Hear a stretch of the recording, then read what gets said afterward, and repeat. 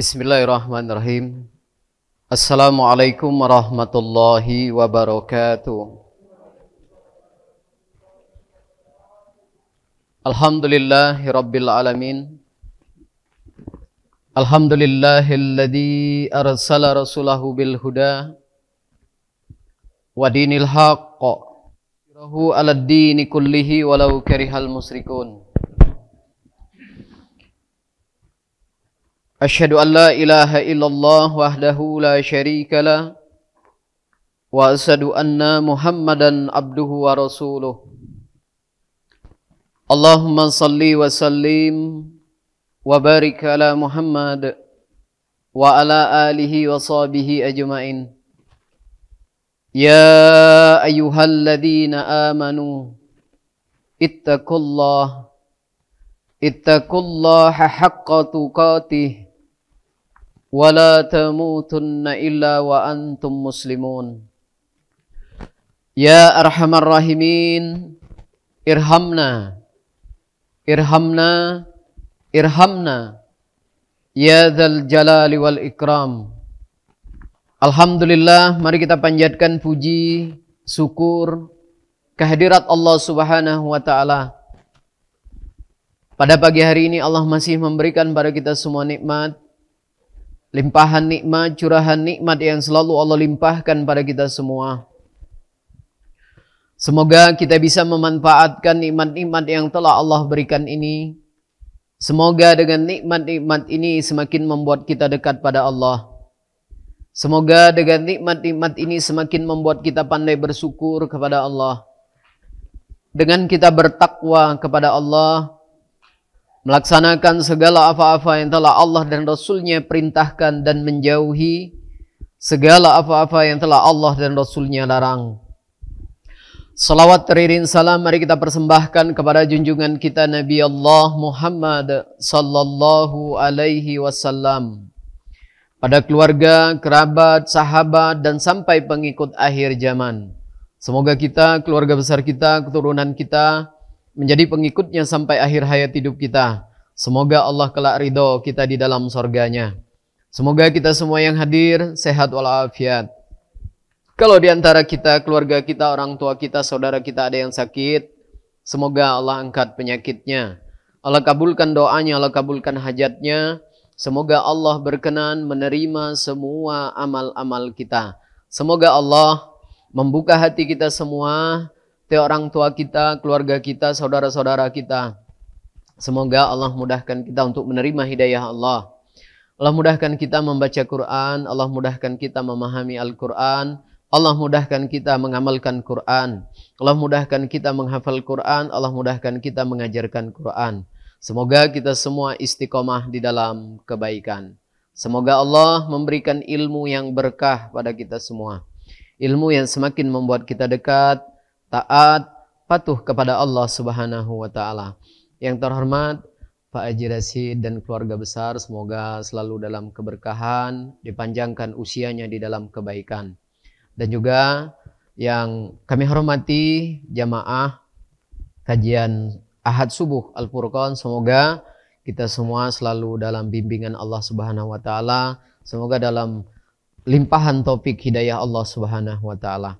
Pada pertemuan pagi hari ini, insya Allah kita akan membahas tema tentang hati yang membawa ke surga. Hati ini tempat amalan yang paling mulia. Hati ini tempat berdiamnya amalan yang paling agung. Nah, amalan-amalan di hati ini termasuk amalan yang paling mulia.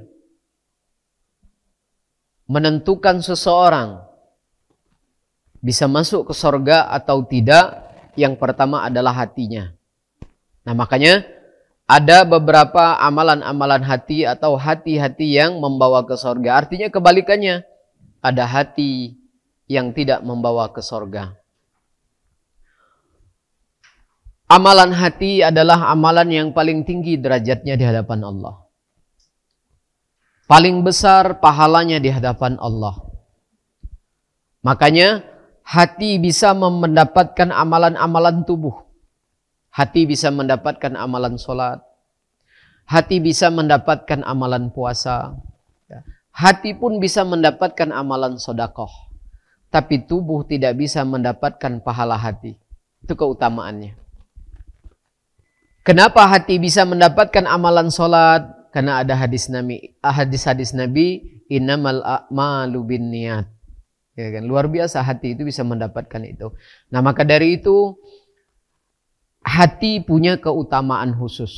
Makanya yang Allah sebut di dalam Al-Quran ada beberapa hati yang akan membawa ke surga. Yang pertama, di dalam Al-Quran hati yang akan membawa ke surga adalah hati yang bertauhid. Ini hati yang pertama yang akan membawa ke dalam surga. Di ayat yang lain juga ada Allah sebut, di antara hati yang akan membawa surga selain dari hati bertauhid adalah hati yang ikhlas. Disebut juga di dalam Al-Quran. Ada lagi hati yang akan membawa ke surga di dalam Al-Quran disebut Allah hati yang sabar. Masya Allah. Jadi betul ada di dalam Al-Quran. Nah, yang pertama paling tidak itu hati yang bertauhid. Karena di dalam Al-Quran banyak hati yang akan membawa surga. Yang pertama adalah hati yang bertauhid. Artinya hati yang bertauhid ya, itu mendapatkan jaminan dari Allah Subhanahu wa taala. Makanya hati yang bertauhid punya keutamaan khusus. Punya keutamaan khusus. Apa keutamaan hati yang bertauhid? Karena sebab itu juga menunjukkan dalil ini kalau hati yang bertauhid itu di antara hati yang akan membawa ke surga. Hati yang bertauhid kalau dia taat. Ini keutamaannya. Kalau hati yang bertauhid kalau dia taat, dia tidak akan pernah tersentuh oleh api neraka. Asalkan dia bertauhid, dia taat. Nah, apakah orang-orang yang bertauhid kemudian dia tidak taat, apakah tetap punya keutamaan? Juga tetap. Apa keutamaannya? Karena tauhidnya menyebabkan dia tidak kekal di dalam neraka. Tetap punya keutamaan. Yang bertauhid, yang taat, dia tidak akan tersentuh oleh api neraka. Tapi yang bertauhid, yang belum taat, maka dia terjamin juga tidak akan selamanya di dalam neraka. Dia tidak akan pernah kekal di dalam neraka. Kenapa? Karena hati yang bertauhid, di antara keutamaannya, dia tidak tersentuh. Kenapa? Karena dia sudah beramal dengan hati amalan terbaiknya. Nah, makanya di dalam Al-Quran Allah sebut ada pertolongan Allah di dunia, ada pertolongan Allah di akhirat. Makanya juga Islam pun ada tingkatannya di dalam Al-Quran. Ada Muslim, ada mukmin, ada mukminun. Yang di dalam hadis Nabi SAW saat Nabi duduk bersama para sahabat, kemudian datang seseorang laki-laki menanyakan tentang Islam, menanyakan tentang iman, menanyakan tentang ihsan, kemudian menanyakan tentang kiamat. Itu tingkatan. Kalau yang muslim termasuk orang yang bertauhid tapi dia belum begitu taat kepada Allah, tetap dia punya keutamaan. Nah, mari kita awali kajian kita dalam pertemuan ini dengan Quran surat 112 ayatnya 1 sampai 4. Quran 112 ayatnya 1 sampai 4. A'udzu billahi minasy syaithanir rajim. Bismillahirrahmanirrahim. Qul huwallahu ahad. Allahus samad. Lam yalid wa lam yulad. Wa lam yakul lahu kufuwan ahad. Yang artinya, katakanlah Muhammad, dialah Allah yang Maha Esa. Allah tempat meminta segala sesuatu. Allah tidak beranak dan tidak pula diperanakkan, dan tidak ada sesuatu yang setara dengan Dia. Ini gambaran hati yang bertauhid. Makanya yang pertama, hati yang akan membawa ke sorga, yang di dalam hatinya ada kalimat tauhid. Kebalikannya, sebaik apapun orang, kebaikan yang dia kerjakan, tapi kalau tidak ada ketauhidan di dalam hatinya, jangankan membawa ke sorga, amal pun tidak akan berdampak baik baginya. Makanya hati yang bertauhid dia punya keutamaan khusus. Makanya tadi yang pada akhirnya nanti ada orang-orang yang bertauhid yang taat, yang pada akhirnya juga nanti ada orang-orang yang bertauhid tapi dia belum taat. Tetap sama-sama punya keutamaan. Kalau memang dia taat, dia tidak akan tersentuh oleh api neraka. Tapi kalau dia belum taat, menyebabkan tauhid amalan hatinya yang menyebabkan dia tidak kekal di dalam neraka. Yang Allah sebut di dalam Al-Quran, fiha khalidun, kekal selamanya, betul-betul di dalamnya, di dalam hatinya tidak ada tauhid. Nah, apa itu tauhid? Keyakinan di dalam hati. Yang disebut la ilaha illallah. Yang artinya tiada sesembahan yang berhak disembah kecuali Allah. Itu artinya di dalam Al-Quran ada tafsirnya. Nah, itu yang paling penting. Setelah kita mengetahui kalimat tafsir artinya, tafsirnya tidak kalah penting. Penjelasan tentang la ilaha illallah, tiada sesembahan yang berhak disembah kecuali Allah, itu sangat penting untuk menambah keyakinan di dalam hati kita. Nah, arti bertauhid itu di ayat yang pertama, katakanlah Muhammad, dialah Allah yang Maha Esa. Orang yang meyakini tiada sesembahan yang berhak disembah kecuali Allah. Kemudian dia wujudkan di dalam beribadahnya. Di ayat yang keduanya, tempat dia meminta. Kalau di surat Al-Fatihah, iyyaka na'budu wa iyyaka nasta'in. Tempat meminta, tempat menyembah, tempat bermohon. Realisasi kepercayaan keyakinannya bahwasanya Allah itu ahad. Kemudian kalau dia meyakini bahwasanya Allah itu ahad, maka dia yakin bahwasanya tidak ada siapapun selain Allah di sisinya. Tidak ada. Karena ada yang meyakini ada sesuatu selain dari Allah. Jadi tauhid di sini berkaitan dengan sekalipun keberadaan di sisi Allah tidak ada Tuhan selain Dia. Kemudian di ayat berikutnya, dan tidak ada sesuatu yang setara, tidak ada yang sama. Kalaupun di dalam Al-Quran Allah sebut Allah itu punya tangan, maka tangannya Allah tidak serupa dengan tangan hambanya. Kalaupun di dalam Al-Quran disebut Allah melihat, maka penglihatan Allah tidak sama dengan penglihatan hambanya. Kalau nanti disebut di dalam Al-Quran Allah mendengar, maka pendengaran Allah tidak sama dengan pendengaran hambanya. Tetap beda, tidak sama. Makanya Allah tidak diperkenankan, tidak diperbolehkan disamakan dengan makhluknya. Kenapa? Karena di akhir ayat ini tidak ada yang setara. Tidak ada yang sama dengan apa yang diciptakan. Nah, orang yang mempunyai keyakinan di dalam hatinya tauhid seperti ini, yang pada akhirnya nanti ada tingkatannya, ada yang taat, ada yang tidak taat, maka dia terjamin mendapatkan keutamaan amalan tauhidnya. Kenapa? Karena paling tidak dia sudah beramal dengan amalan terbaik dengan hatinya. Amalan terbaik dengan hati adalah percaya atau beriman kepada Allah itu ahad. Nah, mana ayat jaminan bagi orang-orang yang punya keyakinan bahwasanya Allah itu ahad, dan ini akan menjadi dalil bahwasanya yang bertauhid itu terjamin dia nanti akan mendapatkan pertolongan di dunia dan di akhirat. Kita buka surat 43 ayat 86.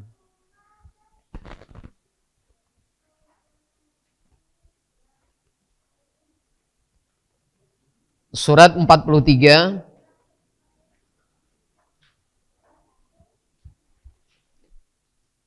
ayatnya 86. Jaminan yang bertauhid. Quran surat 43 ayatnya 86. وَلَا يَمْلِكُ الَّذِينَ يَدْعُونَ مِن دُونِهِ الشَّفَاعَةَ إِلَّا مَنْ شَهِدَ بِالْحَقِّ وَهُمْ يَعْلَمُونَ. Yang artinya, Dan orang-orang yang menyeru kepada selain Allah tidak mendapat syafaat atau pertolongan di akhirat, kecuali orang yang mengakui yang hak, yaitu tauhid, dan mereka meyakini. Masya Allah. Jaminan orang-orang yang beramal dengan hatinya bahwasanya yakin Allah itu ahad, Allah berjanji mereka akan mendapatkan pertolongan nanti di akhirat. Tapi pertolongan di akhirat itu disebut syafaat. Di dunia banyak pertolongan Allah, tapi tidak disebut syafaat. Tapi di akhirat disebut syafaat. Nah, di dalam ayat ini, dan orang-orang yang menyeru selain dari Allah, mereka tidak dapat syafaat. Makanya ada jaminan orang yang meyakini bahwasanya Allah itu ahad, yang mendapatkan jaminan dia akan mendapatkan pertolongan Allah nanti di akhirat. Tapi yang paling enak itu dapat pertolongannya di dunia. Paling enak di dunia. Kenapa? Karena di dunia kalaupun ada dosa, cukup hanya berbuat baik dihapus. Cukup dengan bertobat nasuha dihapus. Ya. Tapi di akhirat belum tentu, karena kata Nabi Sallallahu Alaihi Wasallam di sana tidak ada dinar. Walaupun diproses, ya, artinya tetap diproses, tapi tetap dia dapat pertolongan. Orang yang tidak akan mendapatkan pertolongan di akhirat nanti siapa mereka? Mereka yang menyeru, meminta, menyembah kepada selain dari Allah. Allah tidak akan tolong mereka. Nah, kebalikannya, kecuali siapa yang mendapatkan pertolongan di akhirat nanti, kecuali orang-orang yang mengakui benar Allah itu ahad, benar Allah itu esa, dan mereka meyakinin. Dan Allah katakan dalam ayat ini, mereka akan mendapatkan pertolongan Allah nanti di akhirat. Yang bertauhid. Dan ini menjadi dalil di antara hati yang akan membawa ke surga adalah hati yang bertauhid. Walaupun nanti pada prosesnya, kenyataannya, ternyata Islam pun ada tingkatannya. Ya kan? Mukmin, baik muslimin, mukmin, mukminun, itu tingkatan-tingkatan. Muslim, Islam, iman, ihsan, pada nanti terjadi. Ya. Makanya Nabi Shallallahu Alaihi Wasallam memberikan gambaran ada umatnya yang masuk surga itu tanpa hisab. Tapi saat mereka masuk, itu surga itu seluas langit dan bumi, ternyata masih sepi, Pak. Tapi ada hadis Nabi Shallallahu Alaihi Wasallam yang lain menggambarkan ada umatnya Nabi Shallallahu Alaihi Wasallam itu terakhir masuk surga. Dan dia melihat di surga itu kayak udah tidak ada tempat, udah penuh.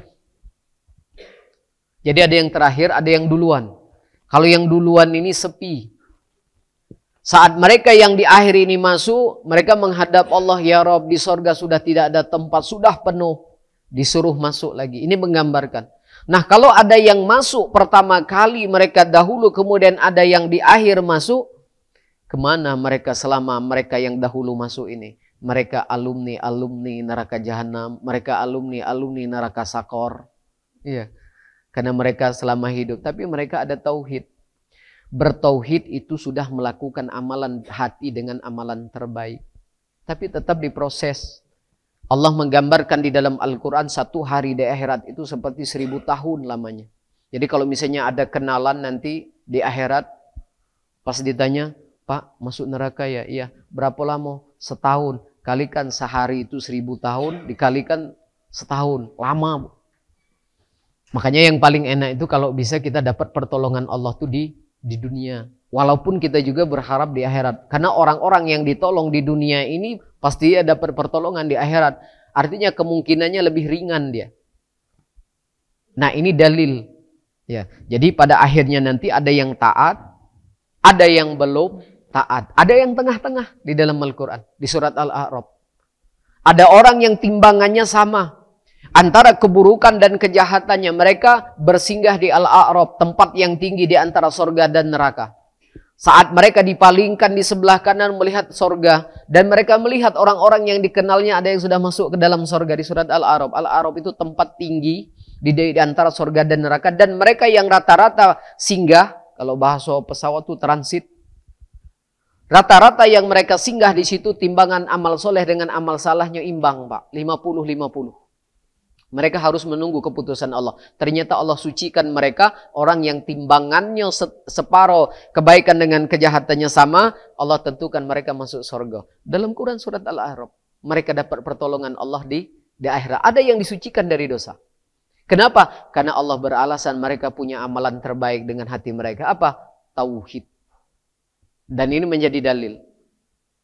Kalau yang memang orang-orang yang taat seperti yang di surat 112 tadi, mereka taat di dalam kehidupan ini, diwujudkan dalam beribadah kepada Allah, hanya meminta, hanya menyembah kepada Allah, mereka orang-orang yang terselamatkan. Tapi mungkin ada orang-orang yang bertauhid, tapi nanti saat dia wafat belum termasuk orang-orang yang taat, yang harus banyak dipertanggungjawabkan. Dan Allah berjanji dalam ayat ini, mereka tetap akan mendapatkan pertolongan. Kenapa? Karena mereka mengakui hak yang tauhid. Alasannya kenapa? Karena Allah mengampuni semua dosa-dosa kecuali dosa kafir. Di antara dalil berikutnya, Allah mengampuni semua dosa. Dan pertolongan Allah itu ada di dunia. Pertolongan Allah juga ada di akhirat. Di surat Al-A'raf Allah mengampuni dosa orang-orang yang timbangannya sama, banyak di dalam Al-Quran.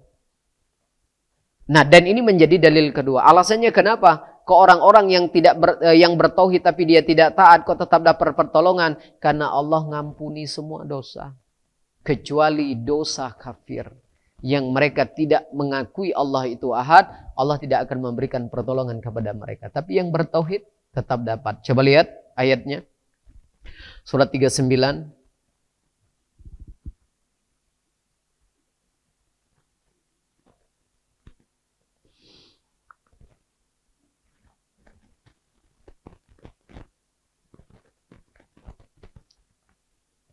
Ayatnya 53, 39, 53.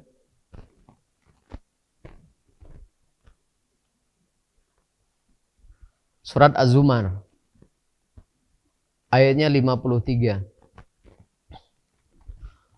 Qul ya ibadiyalladzina asrafu ala anfusihim la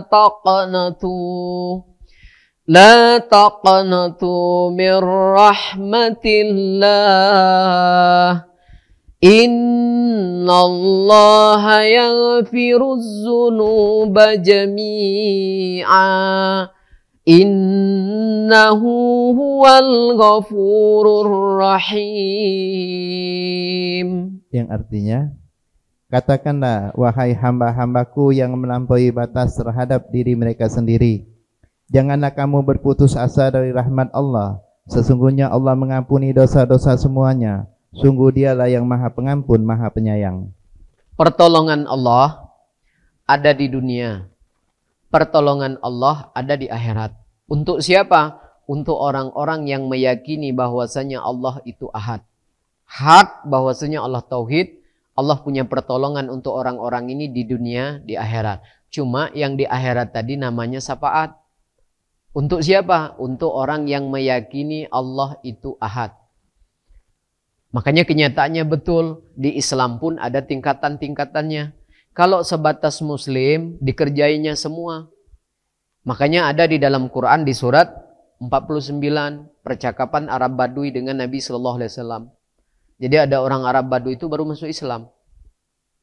Dia mengatakan kepada Nabi SAW, kami sudah beriman, kata orang Arab Badui. Apa kata Nabi SAW? Belum, kamu belum beriman. Kenapa? Karena imanmu belum ada di dalam hatimu. Baru diteruskan, kalau kamu beriman, kamu berbuat baik, beramal soleh, berjihad di jalan Allah, itulah iman yang sebenarnya. Jadi ada yang memang, jadi kalau kelas-kelasnya Muslim, yaitu tadi Pak, sholatnya jalan, ngajinya jalan, tapi maksiatnya juga jalan. Nah itu Muslim di Quran. Jadi Muslim itu jalan semua dia. Tapi dia yakin Allah itu ahad, yakin. Bahkan yang Muslim yang belum sholat pun kalau ditanya masalah Allah, dia yakin Allah itu ahad.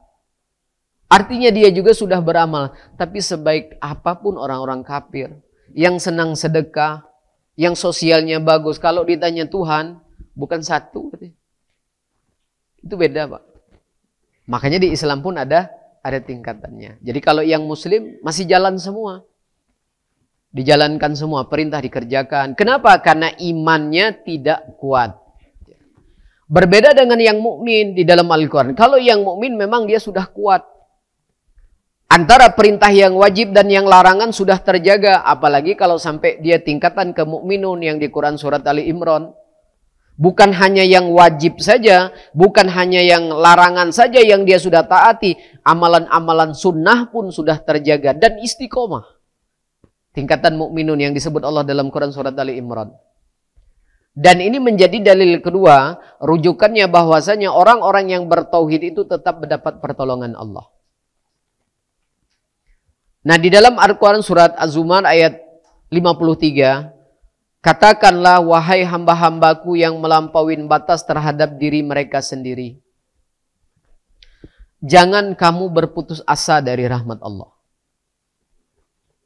Kenapa? Karena sesungguhnya Allah mengampuni semua dosa-dosa. Tidak ada dosa yang tidak diampuni.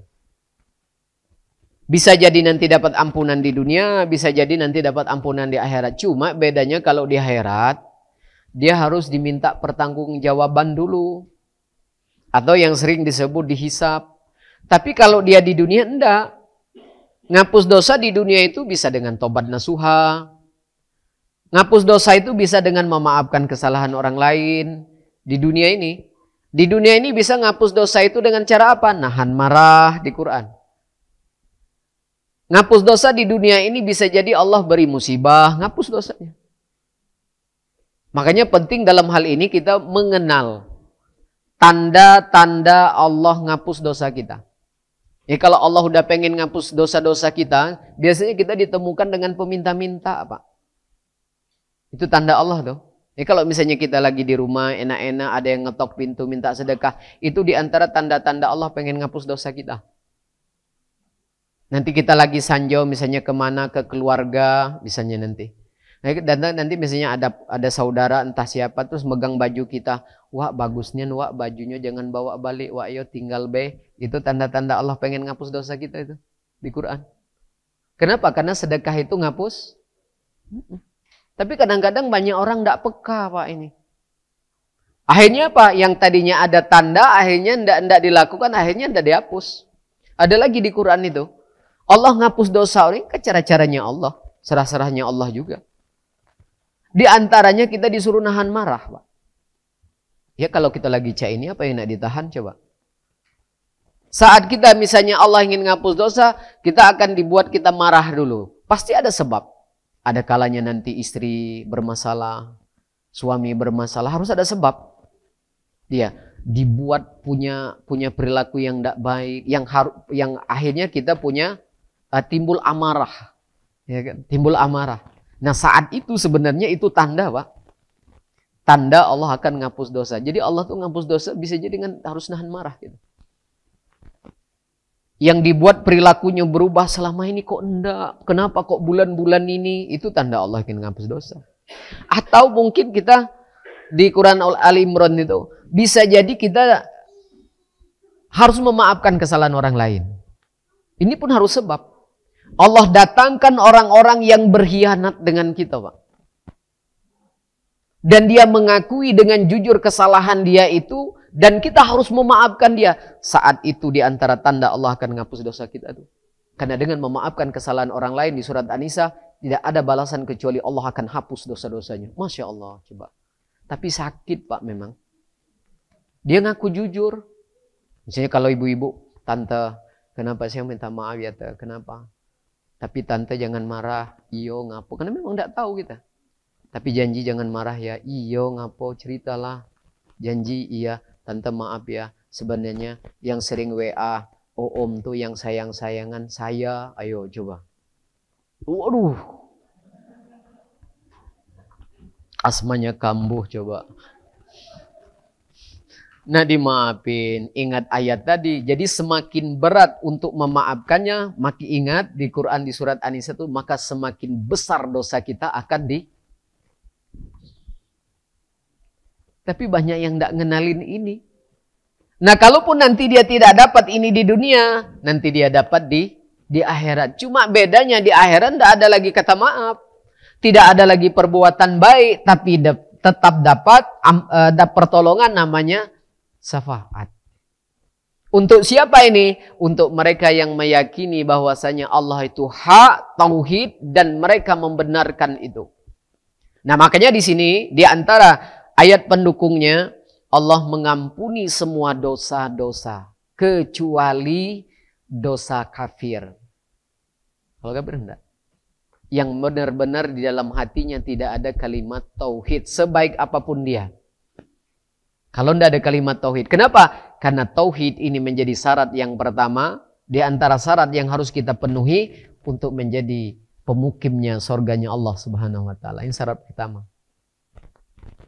Kalau udah masuk syarat pertama ini udah luar biasa, Pak. Nah, di sini ada pengecualian. Semua, ada kata semua, di situ ada angka kecilnya. Mengampuni semua dosa. Nah, semua di situ ada angka kecilnya. Itu di surat An-Nisa. Ada. Ada, coba. Sebutin. An-Nisa berapa?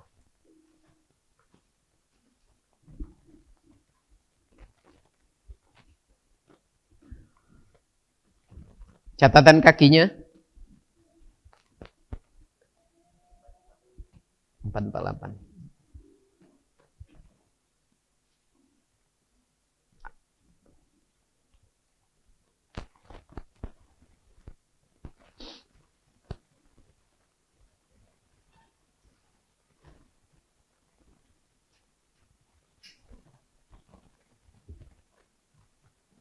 Baca deh.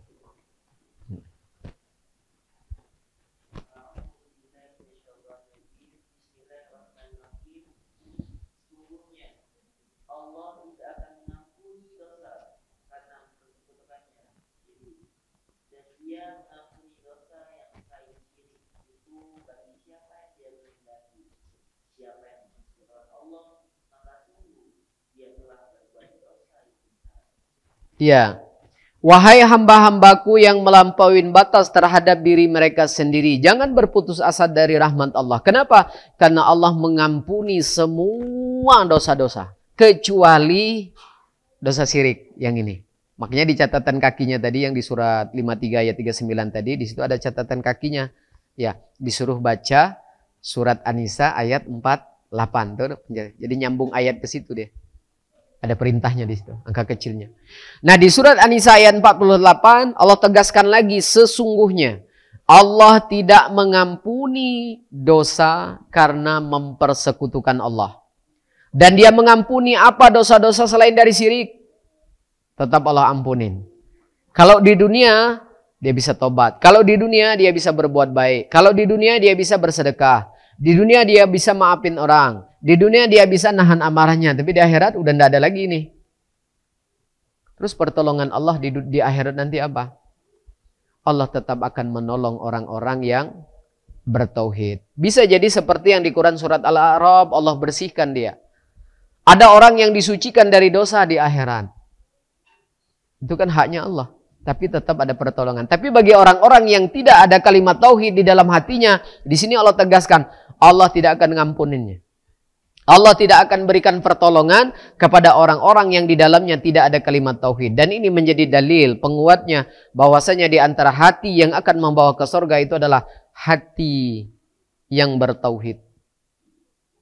Maka bersyukurlah kita ya, yang di dalam hati kita sudah beramal, yakin bahwasanya Allah itu betul-betul esa. Yang artinya tadi, tiada sesembahan yang berhak disembah kecuali Allah. Nah, Bapak Ibu yang dimuliakan Allah, untuk meyakinkan ini semua, agar lebih kuat keyakinan kita Allah itu betul-betul ahad, kita butuh penjelasan. Kita butuh pengetahuan yang sumbernya dari Allah langsung yang menjelaskan keberadaan Allah. Bukan hanya la ilaha illallah. Kalau cuma la ilaha illallah itu udah oke. Udah syarat. Kemudian yang artinya tiada sesembahan yang berhak disembah kecuali Allah. Oke, itu artinya. Nah, penjelasan dari kalimat tauhid ini, nah ini yang kita butuhkan. Tentang penjelasan siapa-siapa saja yang ada di sisi Allah itu dan bagaimana gambarannya penjelasan tentang Allah ahad itu, nah itu yang kita butuhkan sebenarnya. Agar hati itu tambah yakin, tambah kuat. Nah, di antara penjelasan tafsir tentang tauhid itu sendiri, coba kita buka surat 21. Ini penjelasannya. Kalau Allah itu benar-benar ahad, kalau Allah itu benar-benar satu. Penjelasannya ada di surat 21 ayat 22.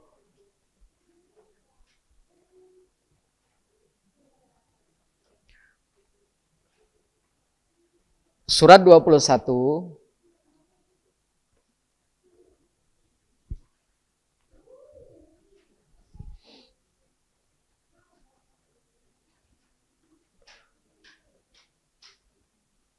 ayatnya 22. Ini penjelasannya. Lau kana fihima alihatun ilallahu lafasadata fasubhanallahi rabbil arasyi amma yasifun. Yang artinya, seandainya pada keduanya di langit dan di bumi ada Tuhan-Tuhan selain Allah, tentu keduanya telah binasa. Maha suci Allah yang memiliki arsy dari apa yang mereka sifatkan. Ini penjelasan tentang keberadaan Allah. Allah itu ahad. Di dalam ayat ini, seandainya pada kedua langit dan bumi. Langit, bumi. Ada Tuhan selain dari Allah. Kita dididik. Jadi bukan hanya kalimat, bukan hanya terjemah, tapi kita betul-betul punya pengetahuan tentang Allah itu ahad. Nah, dibimbinglah akal kita untuk memahami ayat ini. Ini pengetahuan, Pak, yang penting. Kenapa? Efeknya nanti betul-betul kita, oh benar. Allah itu benar satu. Nah, di sini Allah berikan perumpamaan. Kalau seandainya di antara langit dan bumi itu ada Tuhan-Tuhan selain dari Allah, apa kata Allah? Maka keduanya akan binasa. Bumi dan langit itu akan binasa. Maka di situ Allah katakan, Maha suci Allah yang memiliki aras dari apa yang telah mereka sifatkan. Nah, di dalam Quran surat 49, Allah memberikan contoh. Allah jadikan kamu berbangsa-bangsa. Allah jadikan kamu bersuku-suku. Ini bukti di surat 49. Bumi ini nanti akan dikuasai oleh beberapa bangsa. Bangsa. Kemudian setiap bangsa itu ada pemimpin. Setiap bangsa, setiap negeri nanti ada pemimpin. Dikuasai oleh beberapa negara. Dan setiap negara, bangsa itu nanti punya pemimpin, punya peraturan masing-masing, punya kebijakan masing-masing, punya cara masing-masing, iya kan? Punya kekuatan masing-masing yang berbeda. Itulah kalau bumi kalau dikuasai oleh beberapa banyak. Bukan hanya sekedar perumpamaan. Saat di suatu negeri menginginkan sesuatu di suatu negeri, kalau dalam Al-Quran itu disebut perampok. Jadi kalau zaman sekarang disebut penjajah, kalau di Quran disebut perampok. Karena sebenarnya penjajah itu sebenarnya perampok di Quran. Kenapa perampok? Menginginkan sesuatu dengan paksa. Di Quran disebut perampok. Makanya dulu Belanda datang ke sini, itu bukan pengen makan pempek, Pak. Ya. Jangan bilang kalau Belanda, Jepang dulu datang ke Palembang ini nak pengen makan pempek pistel, itu enggak. Mereka menginginkan sesuatu. Jadi kalau sesuatu yang diinginkan tidak bisa secara ekonomi, secara politik, ujung-ujungnya diperangi. Nah, negeri ini, bumi ini dikuasai oleh beberapa bangsa yang punya pemimpin masing-masing, punya kebijakan masing-masing. Makanya Allah abadikan dalam Al-Quran, dari zaman Nabi Adam sampai hari kiamat nanti tidak akan berhenti berperang. Tidak akan berhenti berperang, Pak. Berperangnya masalah apa? Masalah Tuhan, masalah agama. Itu yang paling besar di Quran. Jadi tidak akan berhenti memang. Sampai kiamat itu selalu ada perang. Nah, ini bukti kalau negeri ini dikuasai oleh banyak bangsa atau negeri. Nah, di sini kita sedang diberikan, sedang dididik pemikiran kita, dididik hati kita. Makanya di sini Allah katakan, seandainya pada kedua langit dan bumi itu ada Tuhan selain dari Allah, maka yang terjadi binasalah bumi itu. Kecuali kalau bumi ini ada sebelah lagi, Pak. Karena kalau Tuhan sama Tuhan, Tuhannya ada dua, Tuhannya ada tiga, sama-sama Tuhan. Yang satu Tuhan bisa buat manusia, Tuhan yang satu juga bisa buat manusia. Yang Tuhan satu bisa buat malaikat, Tuhan yang satu juga bisa buat malaikat. Yang terjadi apa? Betul, binasa. Kecuali kalau ada bumi yang lain. Kalau bumi yang ini, terus langitnya juga yang ini juga, kemudian ada Tuhan lebih dari satu, maka yang terjadi binasa. Dan penjelasan ini langsung, Pak, dari Allah. Jadi benar-benar masuk ke akal kita, benar juga ya. Kalau Tuhan itu benar lebih dari satu. Nah, maksud binasa itu bisa jadi terjadi perperangan antar Tuhan. Penjelasannya kita buka lagi yang lebih detail surat 23. Ayatnya 91. 23:91. Surat Al-Mu'minun. Ayatnya 91. Ini penjelasan tentang keberadaan Allah. Allah itu Ahad. أعوذ بالله من الشيطان الرجيم ما اتخذ الله من ولد وما كان معه من إله إذا لذهب كل إله خلق ولعلى بعضهم على بعض سبحان الله عما يصفون. Yang artinya Allah tidak mempunyai anak dan tidak ada Tuhan yang lain bersamanya. Sekiranya Tuhan banyak, maka masing-masing Tuhan itu akan membawa apa makhluk yang diciptakannya, dan sebagian dari Tuhan-Tuhan itu akan mengalahkan sebagian yang lain. Maha suci Allah dari apa yang mereka sifatkan itu. Ini penjelasan tentang tauhid. Jadi Allah langsung yang menjelaskan tentang keberadaan. Ini lebih afdol, Pak. Jadi kalau yang kalimat tadi la ilaha illallah, artinya tiada sesembahan yang berhak disembah kecuali Allah. Betul. Tapi ini pengetahuan yang seperti ini yang menambah keyakinan yang lebih kuat. Jadi betul-betul bukan hanya sekedar kalimat, bukan hanya mengetahui tentang artinya, tapi kita juga mengetahui tentang penjelasannya, keberadaannya, seperti apa. Nah, karena ini langsung dari Allah, tentu jelas benar. Karena Allah sedang mengenalkan dirinya, menyampaikan keberadaan siapa-siapa dan apa yang sekarang ada berada di sisi Allah. Nah, keyakinan yang seperti ini, walaupun nanti akhirnya keyakinan ini tetap bertingkat-tingkat. Muslim, mukmin, mukminun.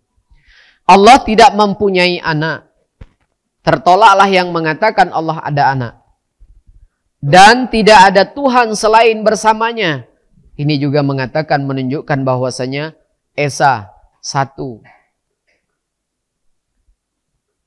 Nah, akan dibantah dengan penjelasan berikutnya. Allah berikan gambaran. Karena pengetahuan kita, penglihatan kita tidak sampai kepada seperti penglihatan Allah. Makanya Allah beri penjelasan tentang keberadaan tauhid itu seperti apa. Dan kita diberikan pengetahuan tentang itu. Dan Allah katakan di dalam ayat ini, sekiranya Tuhan itu banyak, lebih dari satu, maka masing-masing Tuhan itu akan membawa makhluk yang diciptakannya. Karena sama-sama Tuhan, Pak. Kalau misalnya ada Tuhan A, B, dan C, tentu yang A akan membuat malaikat juga. Karena dia Tuhan juga, dia buat juga manusia. Begitu juga dengan Tuhan yang kedua. Begitu juga dengan Tuhan yang ketiga. Sedangkan buminya satu.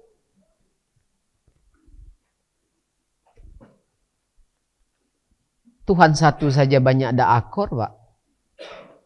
Apalagi Tuhannya lebih dari satu. Banyak nambah bahala. Iya.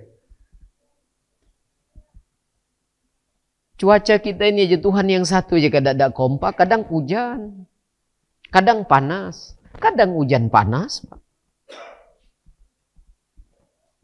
Oke, yang hujan-hujan, yang panas-panas, kadang-kadang bersamaan loh.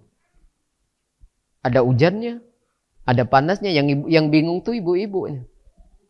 Diangkat hujan, tidak diangkat katanya panas tadi. Hujan, panas. Tuhan satu itu. Apalagi kalau misalnya Tuhannya lebih, makanya benar. Dan ini pengetahuan, Pak, penjelasan tentang tauhid itu tadi. Dan ini akan menambah keyakinan kita. Kita punya dasar. Jadi kalau misalnya dibuat perumpamaan Tuhan-Tuhan begini, ini jawabannya. Kalau memang lebih dari satu, maka dunia ini tidak aman. Sama kayak negeri yang menguasai bumi ini. Ada beberapa negeri, ada beberapa bangsa yang akhirnya apa? Tidak luput, tidak lepas dari selalu ada perperangan-perperangan. Entah itu di antara bangsa, entah itu di antara suku, di antara partai dan yang lainnya. Kalau udah melebihi dari satu, dia tidak tunggal, maka yang terjadi apa? Selalu bermasalah. Begitu juga Allah katakan kalau Tuhan itu lebih dari satu. Nah, ini pengetahuan, penjelasannya. Kenapa? Karena Tuhan-Tuhan yang lain itu tentu dia akan membawa makhluk yang diciptakannya. Maka sebagian dari Tuhan-Tuhan itu akan mengalahkan sebagian yang lain. Di akhir ayat itu Allah katakan apa? Maha suci Allah dari apa yang mereka sifatkan kepada Allah. Subhanallah. Nah, ini membuat kemantapan yang bertauhid tadi, Pak. Walaupun nanti pada akhirnya, Pak, tauhid itu tetap ada tingkatan. Iman itu tetap ada tingkatan. Pak, yang udah rajin sholat tidak usah dikhawatirkan lagi. Ada orang Islam tapi belum sholat juga ditanya tuh Allah tuh pasti ahad katanya. Yang penting dia Islam. Walaupun dia belum mau sedekah maupun belum sholat. Kalau ditanya Tuhan dia yakin Allah itu ahad. Dan dia paling tidak sudah beramal dengan amalan hati yang terbaik, Pak. Tapi orang kafir sebaik apapun dia, senang sedekah pun dia, tapi kalau ditanya masalah Tuhan, mereka tidak yakin Allah itu satu. Lebih dari satu. Harusnya kacau, Pak, dunia ini kalau dia satu. Ya kalau hujannya sederhana. Kalau yang Tuhan yang satu pengen hujannya lebat, coba. Kayak di musim hujan. Yang satu pengen panas, kemarau, coba. Yang terjadi kan bermasalah terus. Bumi ini. Nah itu gambaran. Dan masuk. Ya. Ke akal kita masing-masing tentang penjelasan yang seperti ini. Nah jadi selain dari kalimat la ilaha illallah. Kemudian artinya. Penjelasan-penjelasan tentang tauhid itu, Pak. Ini diantara yang kita butuhkan. Ya. Jadi keyakinan tadi selain dari mengenal, kalau dalam Al-Quran itu ada mengenal Allah itu dengan Asmaul Husna, membaca tafsir-tafsir Asmaul Husna, menafsirkan ada tafsirnya. Nah kemudian dengan ayat-ayat yang penjelasan langsung dari Allah seperti ini. Ini manfaat sekali untuk amalan-amalan hati kita, menghindarkan kita dari keraguan. Walaupun nanti pada akhirnya iman itu nanti bertingkat-tingkat. Tingkatan yang pertama disebut muslim. Siapa orang-orang muslim itu? Di dalam Al-Quran kita buka Quran surat 49. Ini yang muslim, Pak. Tapi dia tetap bertauhid. Surat 49 ayatnya 14 dan 15. Surat 49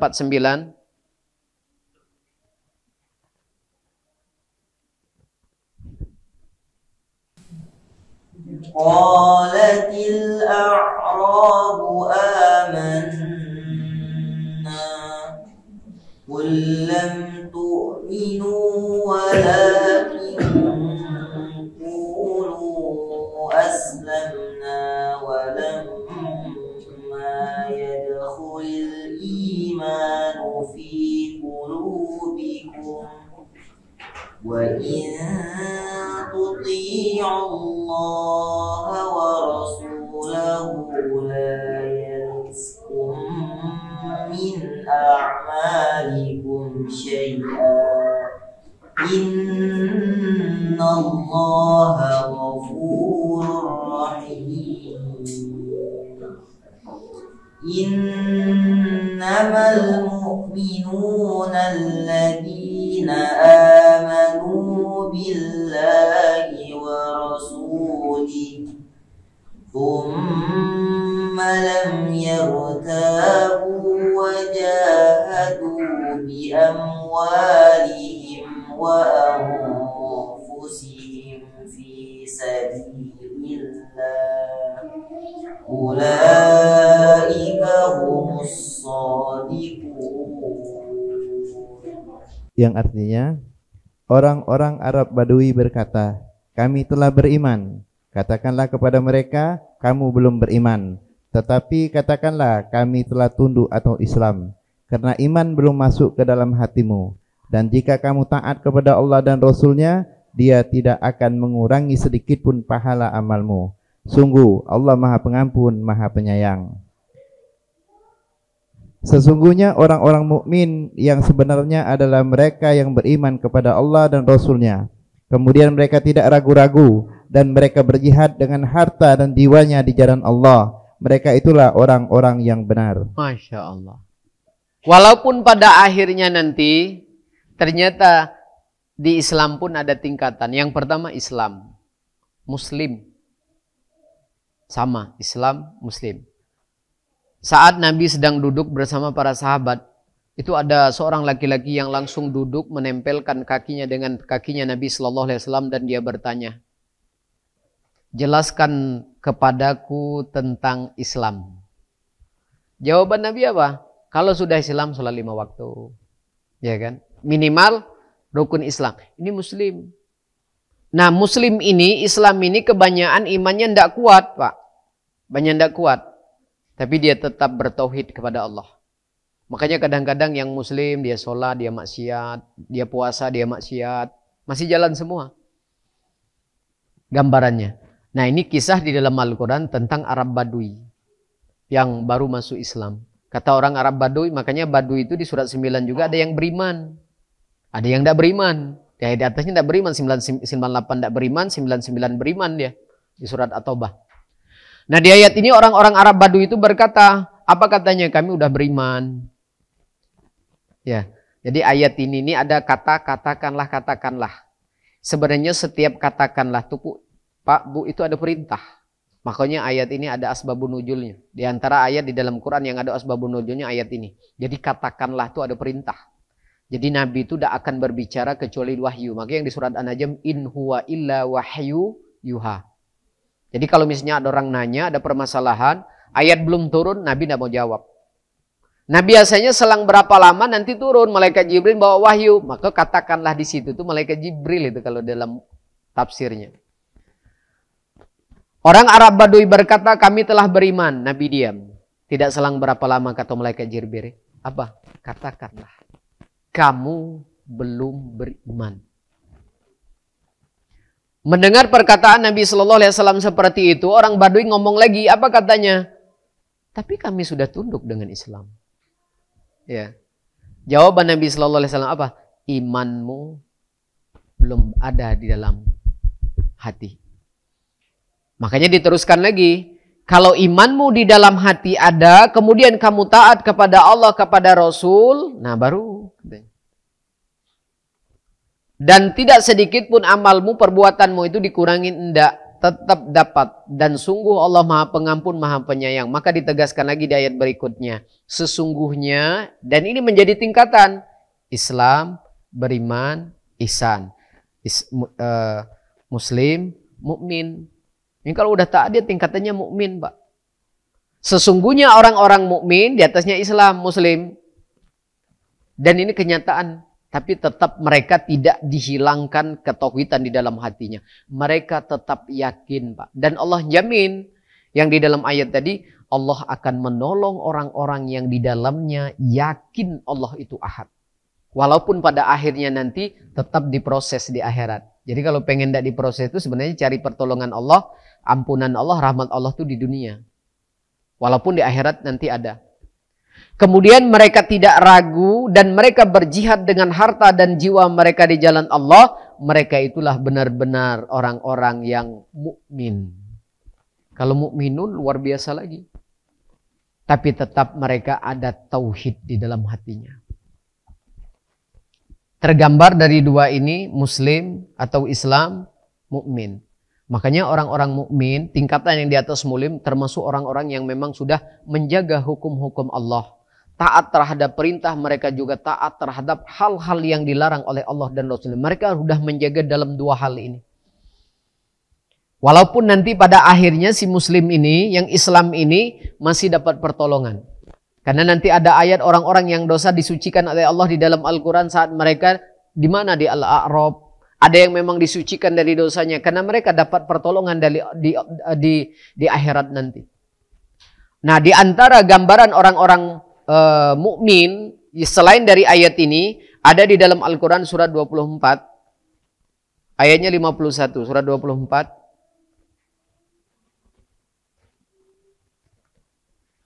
ayatnya 51 surat An-Nur.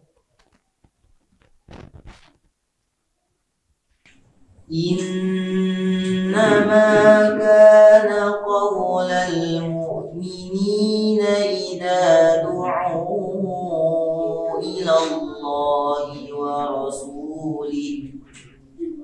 ورسوله ليحكم بينهم أن يقولوا سمعنا وأطعنا وأولئك هم المفلحون. Yang artinya hanya ucapan orang-orang mukmin yang apabila mereka diajak kepada Allah dan Rasul-Nya agar Rasul memutuskan perkara di antara mereka, mereka berkata, kami mendengar dan kami taat, dan mereka itulah orang-orang yang beruntung. Itu orang mukmin. Yang dia sudah mulai taat terhadap perintah dan larangan, berbeda dengan Islam tadi. Ya kayak Islam itu dia sholat 5 waktu, dia puasa, dia zakat, tapi dia maksiat juga. Kenapa? Karena imannya belum kuat, masih lemah. Tapi tidak menghilangkan ketauhidannya. Walaupun orang Islam masih meminta kepada yang lain, di dalam Al-Quran tidak mengeluarkan tauhidnya. Makanya sebutannya berbeda. Kalau orang yang Islam tidak sholat, Pak, tidak disebut kafir di Quran. Tidak disebut kafir, cuma disebut fasik, Pak. Cuma disebut fasik. Orang yang tidak sholat itu fasik namanya di Quran. Ada nama-namanya deh.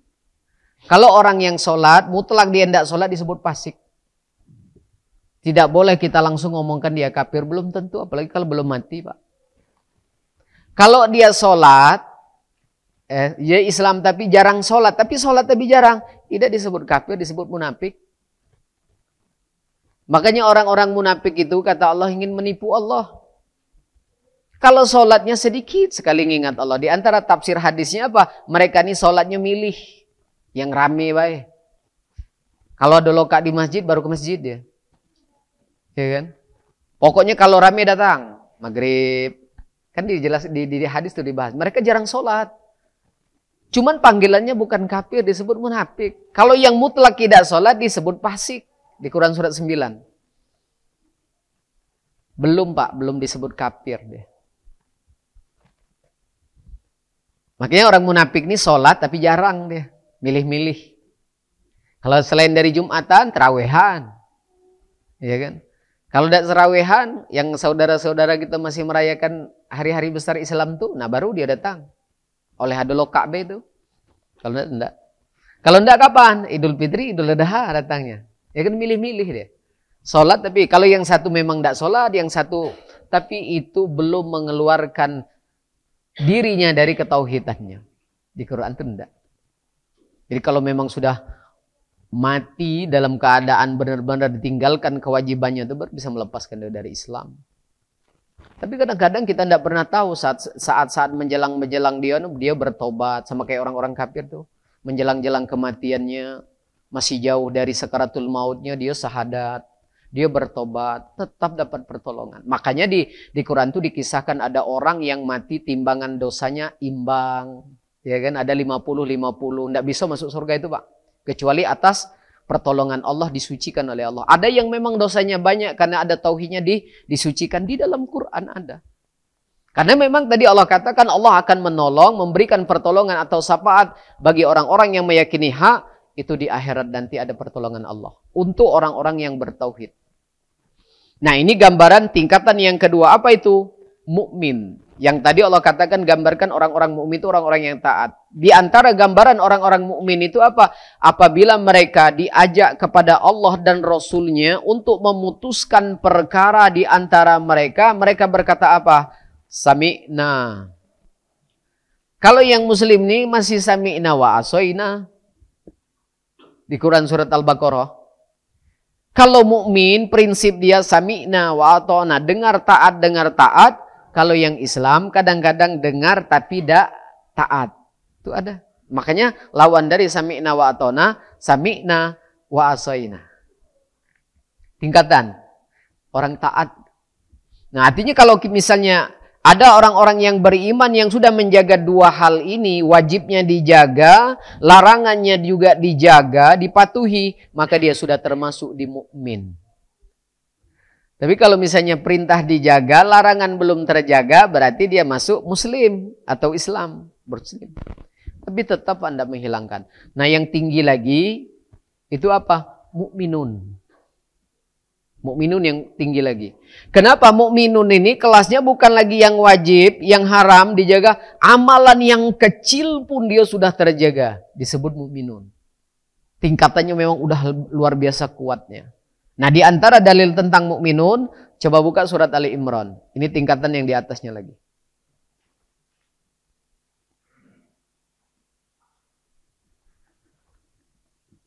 Surat 3 ayatnya 133, 134.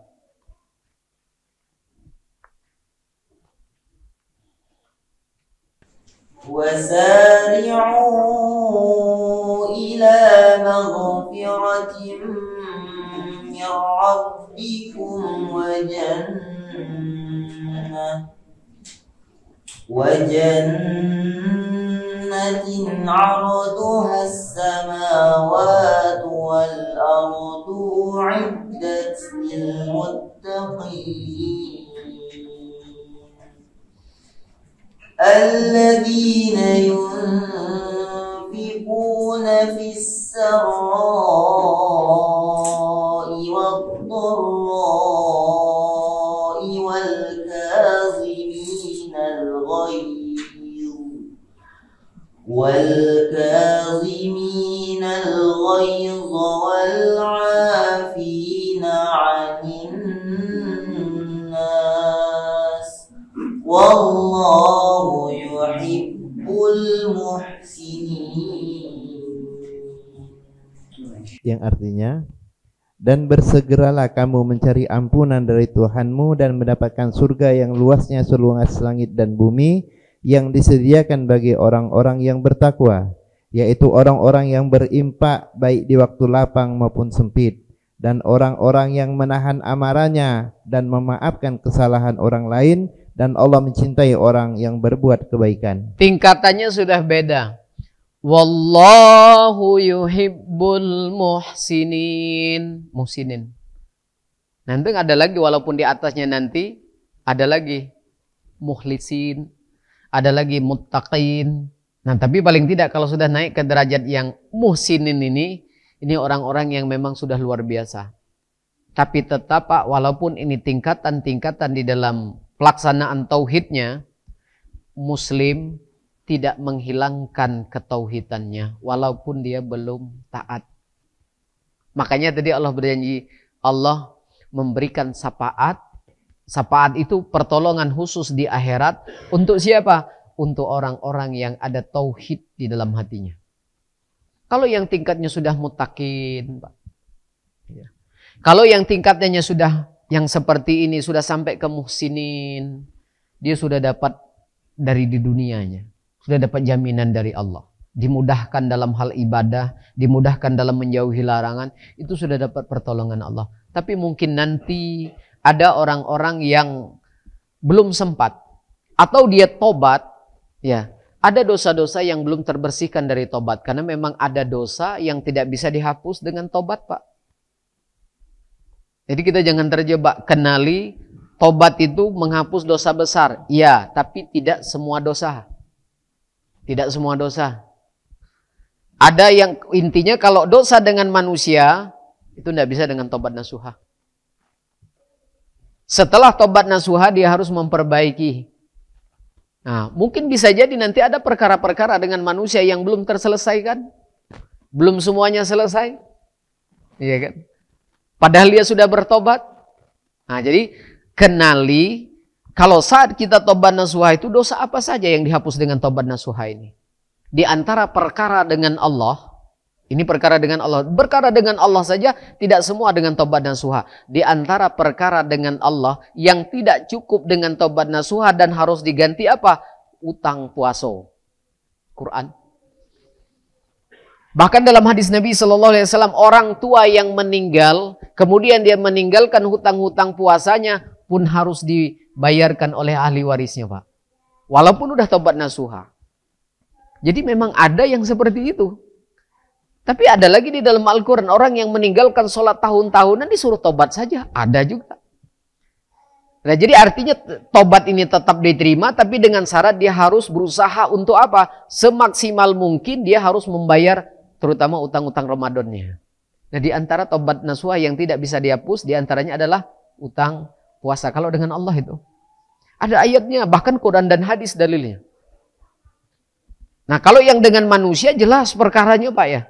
Utang duit, utang ini, menyakiti perasaan dengan perbuatan atau dengan ucapan, mengambil hak dengan cara yang tidak dibenarkan. Oh, itu tentu tidak cukup dengan tobat nasuha. Makanya ada cara-cara Allah untuk menghapus dosa. Nah, di dalam ayat ini di 133, dan bersegeralah kamu mencari ampunan Tuhanmu. Kenapa? Karena orang yang mendapatkan ampunan Allah, dia akan mendapatkan sorga. Kenapa? Karena masuk sorga syaratnya harus bersih dari dosa. Dan ini menjadi dalil Fa'bu, ada orang yang berdosa tapi masuk sorga. Ada orang berdosa masuk sorga. Siapa mereka? Ini. Di antara orang-orang yang masuk sorga karena rahmat Allah, banyak dosa tapi diampunin. Itu masuk sorganya karena rahmat. Nabi SAW pernah ditanya, apa amalan yang paling banyak memasukkan manusia ke sorga? Pertama takwa, yang kedua akhlak. Dia udah dapat dari dunia, tapi ada orang yang masuk sorga itu karena ampunan. Karena dia tobat, karena dia berbuat baik, karena dia non marah. Makanya diperintahkan segeralah kamu cari ampunan. Kenapa? Kalau kamu dapat ampunan, walaupun dosanya banyak, dimasukin ke sorga. Karena syarat masuk sorga harus bersih dari dosa. Itu syarat, Pak. Nah, sorga itu seluas langit dan bumi. Juga Allah sediakan buat siapa sorga itu? Selain orang-orang yang mendapat ampunan, banyak dosa tapi dapat ampunan. Yang kedua, untuk orang yang bertakwa. Makanya kata Nabi SAW, di antara amalan yang paling banyak memasukkan manusia ke dalam sorga, orang beriman itu apa? Amalan takwanya. Paling tidak dia sudah dimasuk di nomor 2 tadi. Siapa dia? Mukmin. Mukmin sudah mulai taat tadi. Ya kan? Dia kalau bisa ditentukan hukum dengan Allah dan Rasulnya, dia mengatakan apa? Sami'na wa ata'na. Dia udah taat mukmin. Tapi kalau yang muslim tadi, Islam tadi, taat dalam perintah tapi dia belum taat dalam larangan. Bisa jadi ini nanti masuk surganya karena apa? Karena dapat ampunan. Ampunan Allah ada di mana? Ada di dunia, ada di akhirat. Di dunia itu macam-macam bisa kita raih dengan cara apa? Di ayat berikutnya. Dan ini di antara tanda-tanda Allah akan ngapus dosa kita. Yang pertama apa? Kita diberi kesempatan untuk berbuat baik, sedekah. Peka terhadap ini, makanya yang tadi dicontohkan bisa jadi nanti tapi dengan ujian Allah tadi. Kalau dengan jadwal kita sedekah, jadwal kita ngeluarin zakat, itu udah oke.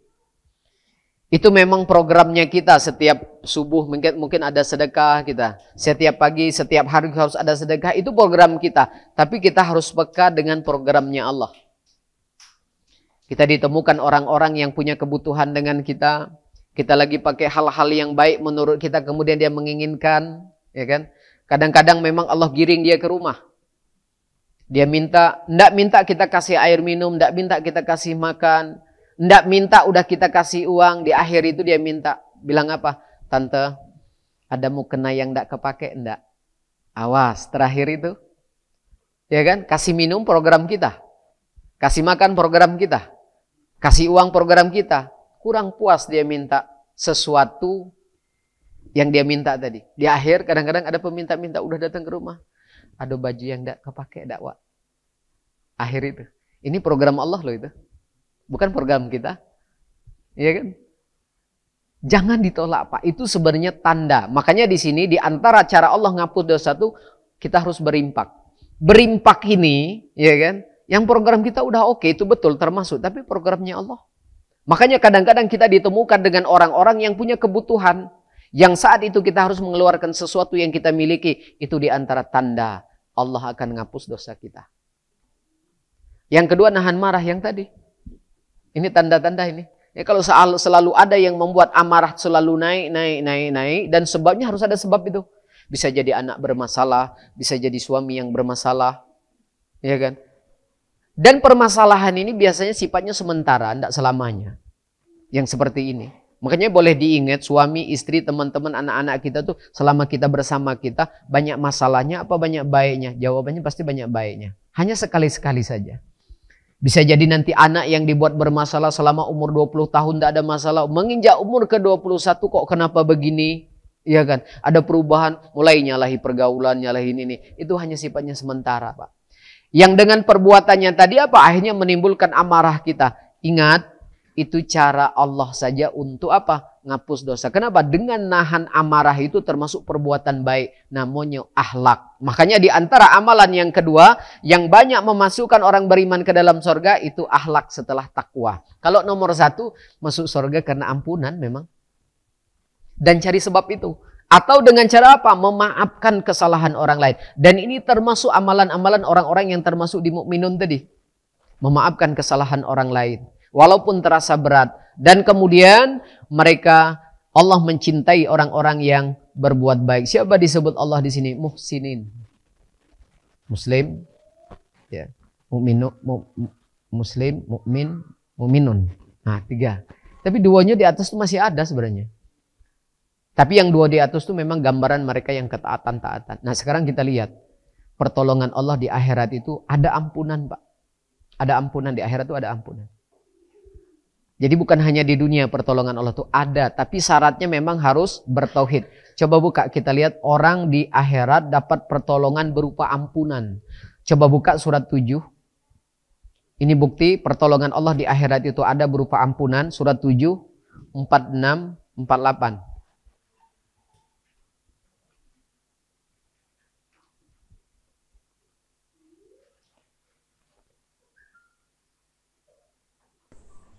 وبينهما حجاب وعلى الأعراف رجال يعرفون كلا بسيماهم ونادوا أصحاب الجنة أن سلام عليكم لم يدخلوها وهم يطمعون وإذا صرفت أبصارهم تلقاء أصحاب النار قالوا ربنا لا تجعلنا مع القوم الظالمين.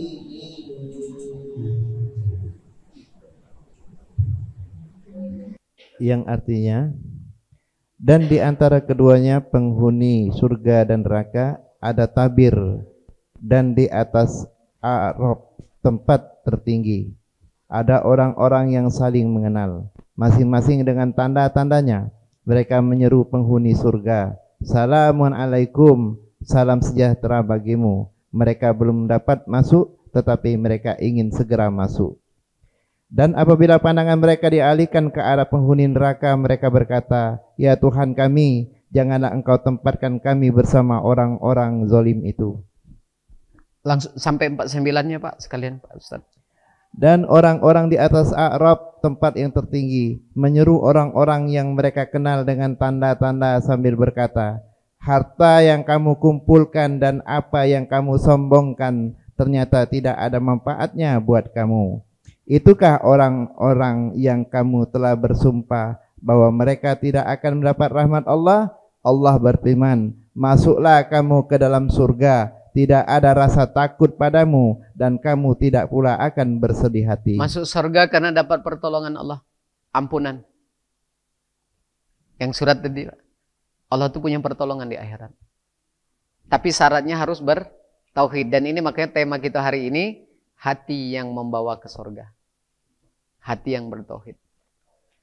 Dan ada lagi nanti Pak ayatnya, yang memang Allah orang-orang yang berdosa yang bertauhid itu Allah sucikan dia di akhirat. Ada memang ayatnya. Nah di ayat ini menggambarkan, dikisahkan tentang orang-orang yang di Al-A'rab. Jadi kalau bahasa kita itu apa ya, transit gitu. Jadi Al-A'rab itu tempat tertinggi di tengah-tengah pembatas antara surga dan neraka. Dan orang di Al-A'rab ini nanti, Pak, kalau yang di dalam tafsirnya ini sebenarnya dosa mereka ini imbang antara pahalanya sama. Kok bisa terjadi? Yaitu tadi udah tobat, tapi mungkin ada yang harus dia pertanggungjawab. Makanya tobat nasuha itu, Pak. Hati-hati. Jangan artikan ngapus dosa semuanya. Ada yang enggak. Ada yang enggak. Jangan. Jadi pilah mana yang dihapus dengan tobat nasuha, ya kan? Mana yang enggak bisa dihapus dengan tobat nasuha. Jangan diartikan semua. Karena bisa jadi nanti kayak ini. Walaupun tobat nasuha itu ngapus dosa, tapi tidak semuanya. Kita harus jeli mana yang dihapus dengan sedekah. Ya kan? Mana yang dosa harus dihapus kena musibah? Mana dosa yang memang harus dihapus dengan menahan amarah? Kalau misalnya kita tidak pernah nahan marah, ada dosa yang bisa dihapus dengan nahan marah, tidak bisa dengan tobat nasuha. Ada yang dosa bisa dihapus dengan apa? Dengan sedekah. Tidak semua. Nah makanya di sini Allah sedang menggambarkan tentang kekuasaan Allah di akhirat nanti. Dan di antara kedua penghuni neraka, penghuni surga itu di tengah-tengahnya ada tabir. Disebut Al-A'rab. Makanya Al-A'rab itu artinya tempat tertinggi di antara surga dan neraka. Nah tempat tertinggi. Ada orang-orang yang saling mengenal masing-masing dengan tanda-tandanya. Mereka menyeru ke penghuni surga. Yang di atas Al-A'rab ini tadi. Karena dia tempat tinggi di antara surga dan neraka, dia bisa lihat di surga. Dia mengucapkan apa? Salamun alaikum, sejahtera bagimu. Oke. Tapi mereka yang mengucapkan salamun ini tadi, mereka belum bisa masuk ke surga. Karena masih terhalang. Karena masih ada dosa yang belum diselesaikan.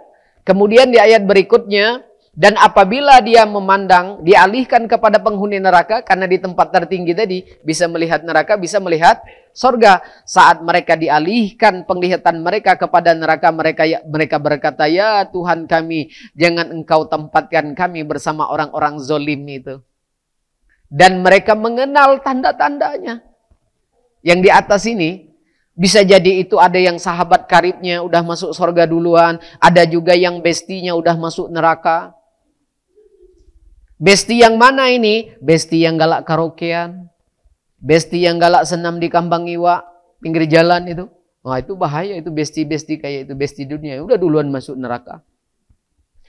Dan orang-orang yang di atas Al-A'raf tempat tertinggi tadi, mereka mengenal dengan tanda-tandanya. Sambil berkata, ini besti dunianya. Harta yang kamu kumpulkan dan apa yang kamu sombongkan sekarang ternyata tidak bermanfaat buat kamu. Dia kenal, ada yang dikenal di neraka itu. Nah kemudian, itukah orang-orang yang telah bersumpah, ya, yang harta yang kamu kumpulkan, apa yang kamu kumpulkan, yang apa kesombongan sekarang tidak bermanfaat katanya. Yang di saat dia menoleh ke neraka tadi.